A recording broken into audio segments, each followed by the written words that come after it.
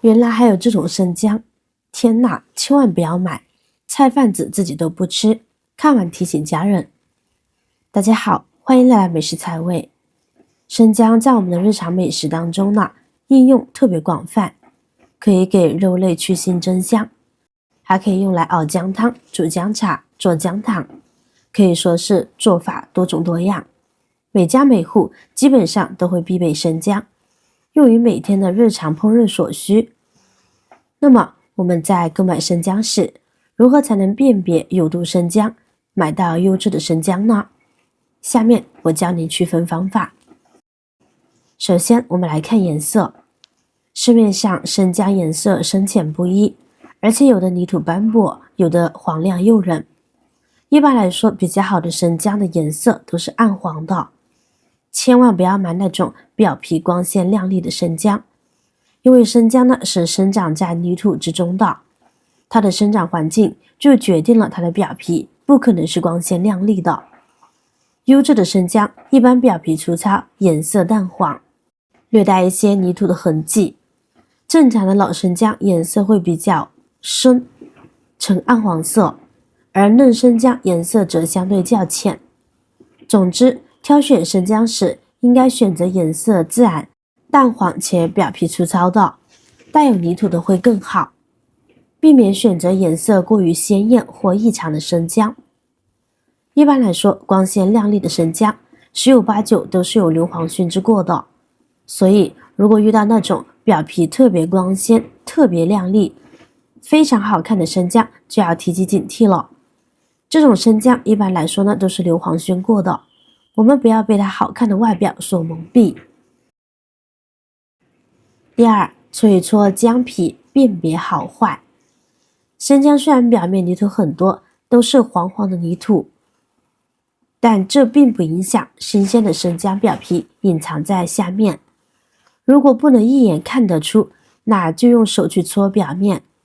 一般新鲜的生姜很难用手去搓掉表皮，它的皮是紧致的，能轻易把皮搓掉的生姜，可能意味着其品质不佳，或者在储存、运输的过程中受到了损伤，从而影响其新鲜度和口感。更有甚者，被水泡过或者是用硫磺熏制过的生姜，表皮就很脆弱，用手一搓就会掉一大块。所以遇到表皮发软会掉皮的生姜就不要买了。方法3，捏一捏。我们可以捏一下我们的生姜，感受一下肉的紧实程度。如果摸起来比较软，而且外皮褶皱很明显，那么这种生姜很大程度上已经不新鲜了。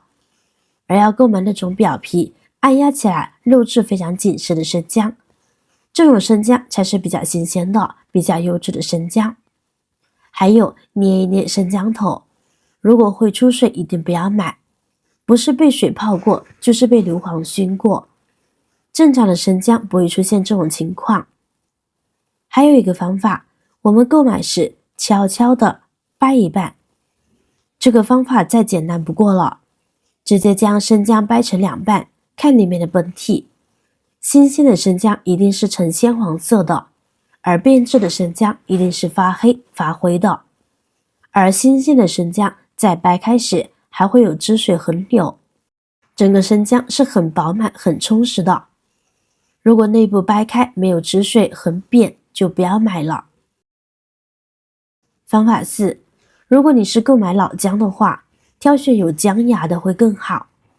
老姜及储存1年以上的生姜，其辛辣味更大，无论是提味价值还是药用价值都会更好。挑选老姜时，你可以观察其顶部是否发芽，发芽的姜证明是活姜，口感更好。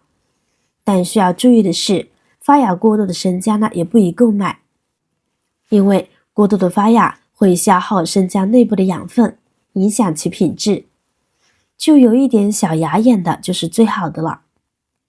同时，老姜的颜色呢通常比新姜更深，呈现出暗黄色或土黄色，这也是判断其是否是老姜的一个重要依据哦。方法5，闻一闻。新鲜的生姜应该有一种特有的辛辣香气。这种香气是生姜独有的，也是判断其是否新鲜的重要依据。如果生姜闻起来有异味、霉味或淡淡的硫磺味，那么它的品质可能不佳，甚至可能已经被污染了。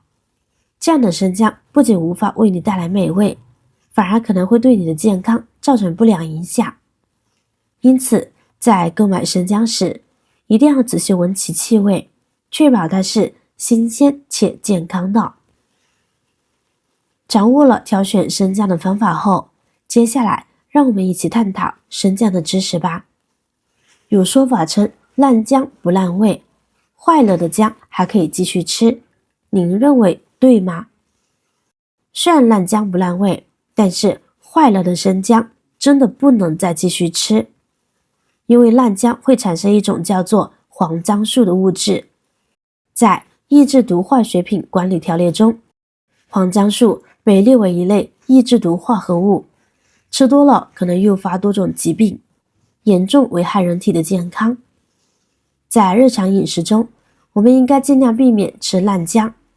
如果家里的姜已经坏了，丢掉怕浪费，可以用来泡脚。这样做可以促进血液循环，有驱寒的作用。但是一定不要再使用了。还有硫磺呢，是一种有毒的化工原料，但一些黑心商贩会用硫磺熏生姜，以使其卖相更好。经过硫磺熏制的生姜具有很强的致病作用，长期摄入呢会影响肝肾功能。所以我们要学会以上方法来分辨硫磺姜和正常姜。您家的生姜还总是容易干瘪发芽吗？今天教你一招，生姜放半年依旧新鲜不变味。首先，第一个要点，买回来的生姜千万不要沾水，不管外面有泥土还是有脏东西，都不要管它。生姜里面本身呢就有很多的水分，但是生姜的表皮却是很干燥，如果表皮一旦沾水，生姜就很难保存住，很容易腐烂变质。准备一个纸箱，任何纸箱都可以，把生姜平整地摆放在纸张底部。然后我们准备这种可食用小苏打，将其均匀地撒一些在里边，薄薄的一层就可以。跟着我们可以准备毛巾、旧衣服或者报纸或者厨房纸巾等干燥又容易吸收水汽的物品，将它覆盖在生姜的表面。如果生姜比较多，那么我们就重复这个步骤，一层纸巾，一层小苏打，一层生姜的摆放。我们用纸箱保存，首先这就做到了避免阳光直射，因为生姜不能直接暴露在阳光下，否则容易导致生姜表皮干燥，进而影响内部的水分和营养。因此我们要将生姜放在纸箱内，然后放到阴凉通风的地方，这纸箱又可以让它恒温，不至于太热又不至于太冷，这样就能够保持适宜的温度。同时里面撒了小苏打，这类的碱性物质可以抑制生姜发芽，从而避免生姜发芽。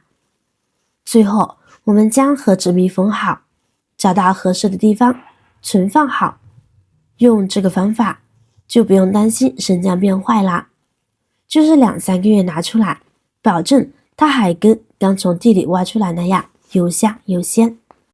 好了，今天的视频内容呢就分享完了。